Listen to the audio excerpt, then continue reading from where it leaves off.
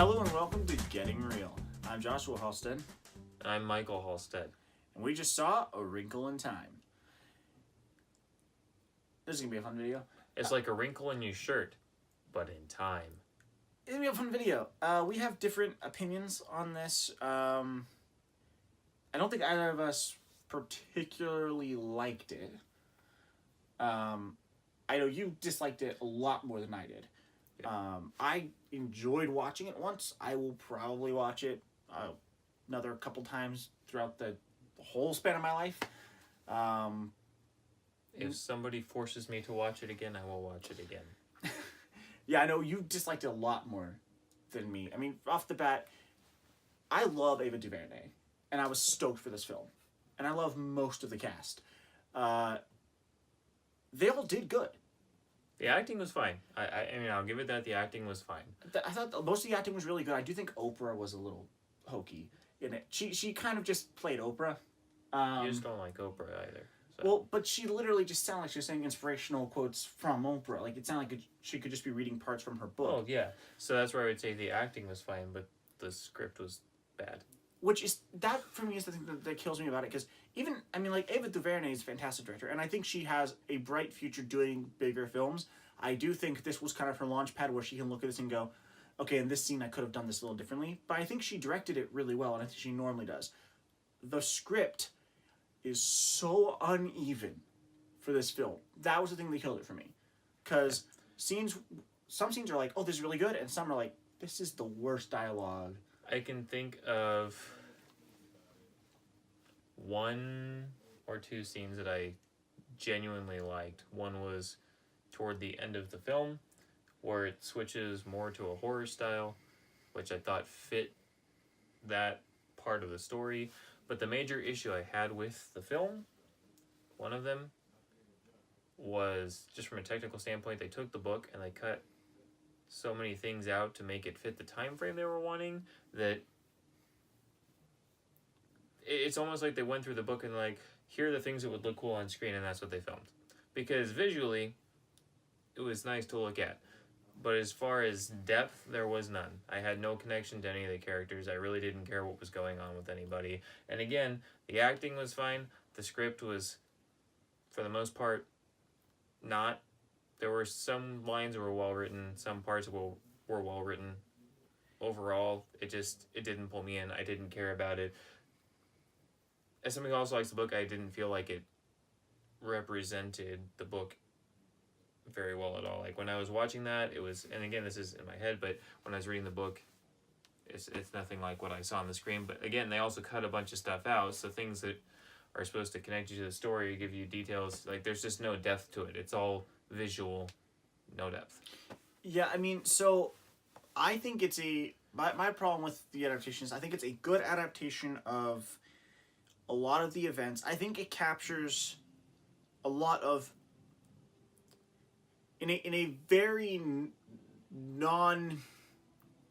there's not a lot of depth to it. Like, I feel like it captures the idea of the spirit of the book, but never makes you feel how you felt reading the book. Like, it keeps the lesson from the book, and it keeps a lot of the scenes where you're like, oh, this is supposed to make you think this or feel this, and a lot of the themes of the book, but it doesn't really give them enough depth that it... Yeah. I do think... It's like the SparkNotes version. It's like somebody saying, this is how this made me feel, and that's great, I'm glad it made you feel that way, but I don't get anything from you telling me what it made you feel. Yeah, and that's what I saw in the film. I did think there were a few scenes where the emotion worked. I do think the stuff with Meg and her dad, I think, worked really, really well. But it was so underutilized. Yeah. Like, you were talking, because we were talking before we started filming, I was like, I think the stuff with her and her dad worked fantastic. And you were saying, well, like, it's barely there. They didn't use it enough. Totally agree they didn't use it enough. But when they did use it, it worked really well. The thing is, they didn't show enough of that they didn't show enough between those two characters to make you really care about any connection that was there. They're like, this is the father, this is the daughter, he's a scientist, he's gone, bye. Well, they showed him and her when she was little at the very beginning, and I thought those scenes worked really well. And part of that was probably, I'm going to be clear here, part of that is probably, for one reason or another, Chris Pine as the dad here reminded me a lot of Dad when we were growing up. like doing the science experiments with them and that kind of stuff, reminded me a lot of Dad growing up. And so watching it, I was like, oh, it kind of makes me remember my dad. Removing that variable from the equation, that's not going to connect with right. other people. But I do think it did. I do think those scenes worked emotionally, but it's so underused that the problem I had was I was mostly on board through the first act of the film. There were lines of dialogue that I thought were cheesy and stuff that kind of bugged me. But for the most part, I was on board for the first part of the film. I was like, oh, if the whole film is this quality, I don't get why everybody hates it. I'll leave the theater going, that was enjoyable. And then we got into the other dimension, and pretty much none of it worked. The stuff on Earth worked for the most part, and everything else just kind of didn't. Which is so disappointing. And I think it looks really good. Like, it's beautiful to look at for the most part. It's really beautiful to look at, and of course it is, because it's Ava DuVernay. But my gosh, like, yeah. There's no stakes in the film. Like, there's a particular scene, I won't say exactly what it is, but there's a scene, when you watch it, you'll see it with CGI rain, and there's CGI background, and, like, you're supposed to be really scared. It kind of looks like a giant mess of CGI, and you don't feel anything. It's like Jurassic World. The CGI in Jurassic World is not bad CGI. What makes it not work in Jurassic World is that a dinosaur takes a giant step and the ground doesn't shake. It doesn't feel like it's there because the set and the actors aren't mimicking the motion they would actually have if that was happening. And there's one particular scene, it's like 5 minutes long, and it just completely looks like they're on a set running in front of a green screen. And it's supposed to be scary and terrifying, and it doesn't work. The thing that I have, one of the big issues I have with this, and a lot of other films like Jurassic World, is studios are just trying to push spectacle films. Things are like, ooh, that looks cool, and that comes at the cost of a film that actually has really anything to it beside looking cool. Like, I know you liked Jurassic World. I'm kind of over Chris Pratt, honestly, because I've seen him in too much stuff. I like him in Parks and Rec. I like him as Star-Lord, but he just does the same thing and everything. But the thing that with this, with Jurassic World, a lot of these other things is they're like, look at all the cool stuff we can put on the screen, and they just sacrifice the story for that. And I don't put that on Ava DuVernay. She didn't write the story. She directed it. I think she gave it her best here. It just didn't yield anything other than, look at what we can do with our special effects. There wasn't a lot of emotional impact. I did like that they diversified the cast. I thought that was a cool idea. I thought that the girl that was playing Meg was really good, and when she had to be emotional, she was emotional. All three of the child actors were really good. Levi Miller, who was in Better Watch Out, yeah, he was fantastic in this as well. But again, they can be emotional, but because they didn't make me care about the characters, I'm like, okay, she's doing a great job crying. Like, it looks like she's actually crying, but I don't care. I did emotionally connect to the characters. I thought they developed the characters fine. My issue is, when the characters need to get emotional, they get emotional and you care. I didn't care as much as I should have. And it's not the actor's fault, and it's not Ava DuVernay's fault. It's 100% the script drops story elements. So they build up these big emotional arcs, and they drop it. So you get emotionally invested, and then it just isn't mentioned for like a half hour. And then they bring it up in like one scene, and they're like sad again. And you're like, okay, yeah, it's kind of sad, but you didn't, like, you haven't mentioned it for a half hour. Yeah, tonally it was all over the place. Visually it was inconsistent. And honestly, and this again goes to how I read the book, but I know other people that have read the book had the kind of same thing. They tried too much to force as a fantasy book. When I read it, I saw more as a science fiction book, and the whole thing was framed as a fantasy. They didn't really go into the science fiction much. And there was one scene in particular, toward the end of the film. Some of the other stuff, I can go with their interpretation of it. It's not what I saw, so I didn't care for it that much. But there was one scene in particular where I just thought it looked absolutely terrible, like something you'd see on a Disney Channel original movie. I won't spoil it, but yeah, I hated it. When you see it, they show a small section of it in the trailer. So it's the part in the trailer where she's like walking on nothing, and that's all. It has to do with things unseen. Here's the thing. You'll know when you get to it. I actually liked the visual representation of that for the most part. I thought it was a cool idea how they showed it. The only part that I felt was cheesy. There's a specific part towards the very end of that scene where I was like, okay, this is kind of a fun way of showing in, if the whole film looked like this, it'd be bad. this scene, I can kind of buy it. I think it's kind of a cool idea. I can see where they're going. There is a specific part of that visualization at the very end of that looked like a transition from Disney Channel. Yeah. I thought most of the scene I was like, oh, this is actually kind of interesting. And then there was one specific part where I was like, okay, no. This the final big issue I had was I hated the soundtrack. It was bad. It almost felt like the movie transitioned into music videos at a bunch of random points, and the music didn't fit with what the story should be. It was like there to try to force emotion, but it didn't work, and it was just this really generic pop. Yeah, it was weird to me because why is this here? Just go with the score. When there was a score, the score was really good. The score was good. The music, which was the majority of it, was just bad. It did not fit. And it took me out of the film. I think part of the reason why I might have enjoyed it a bit more than you is I don't think A Wrinkle in Time is sci-fi. I do think it was fantasy, and when I read it as a kid, and admittedly I haven't read it since I was a kid, but I read it as fantasy. Now, I also read a lot of the sci-fi elements in that book, and I like that, and there is pretty much no sci-fi in this movie. And the book has that. But for me, the best way to describe it is it read to me like a Narnia or a Terabithia, but with more sci-fi elements thrown into it. So it read to me like an old style fantasy. So the update, which I get they had to update it, and the update's fine, it felt a little weird to me to watch it updated because I still read it as it's from the 1950s, and I am like that part of it is part of the majesticness of it. But I think the problem with the film is I think it's well made to an extent. I think that you care to an extent. Like, nothing in this film is runaway great except for the acting. And so you leave the theater going, that was a well-made waste of an hour and a half. They did a great job acting in with no substance. It's like they did a great job delivering me nothing. Yeah, really. Like I left the theater that's what I felt about it. I'm glad I watched it once, but I really wanted to be good. It's one of my favorite books, favorite kids' books. But yeah, there were so many little issues. They spent so much time on the first few chapters of the book, and then just skimmed through so much at the end that a bunch of where I really think the meat of the book is, they glance over it, they look past. I didn't like the way that they portrayed Mrs. Who and Mrs. Which. There were some moments where they were good. I think the best of those was Mrs. Who, but Wait, so you did think Mindy Kaling was the best? The best of the three, but I mean, it wasn't much of a bar to beat. See, I thought that they she were was portrayed... still playing Mindy Kaling.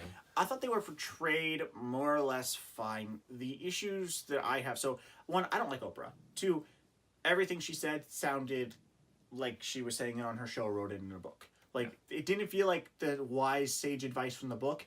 It felt like Oprah. Yeah. And Reese Witherspoon was, again, like, she was fine in the film. And I don't think she was wrong for the character necessarily. But she's kind of just being Reese Witherspoon. And I didn't, like... her personality matches the character of... the personality of the character from the book.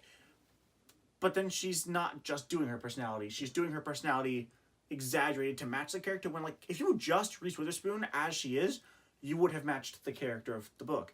Mindy Kaling as Mrs. Who, I thought was really good. I really like Mindy Kaling. I thought she was really good. I know there are like 2 pop culture references because she speaks a lot in quotes, like she does in the book. There are 2 pop culture references. I thought that they were funny. He hated them.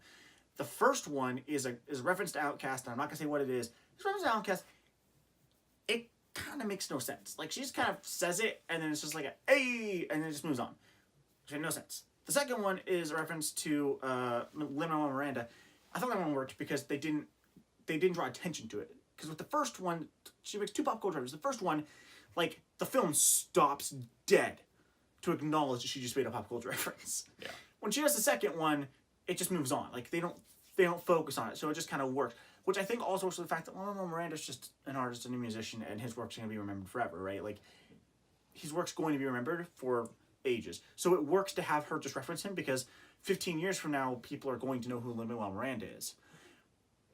But that first pop culture reference stops the film. Yeah.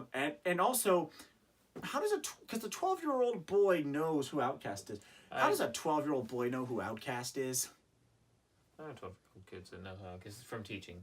I know kids who, I mean, I have kids that talk to me about old school Eminem and stuff. That doesn't surprise me. But again, it's out of place. There was a lot wrong in the film, and really the only thing I thought it had going for it was some good performances by the child actors and by Chris Pine and the lady that played his wife. Chris Pine surprised me because when they announced that he was playing the dad, I was like, he's a good actor. I like Chris Pine. But like, to play a scientist Princess though. Diaries too.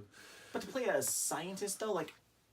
He's an actor. That's his job. Is to do things he's not. But the idea of hiring Chris, but he plays Chris Pine. Let's be fair.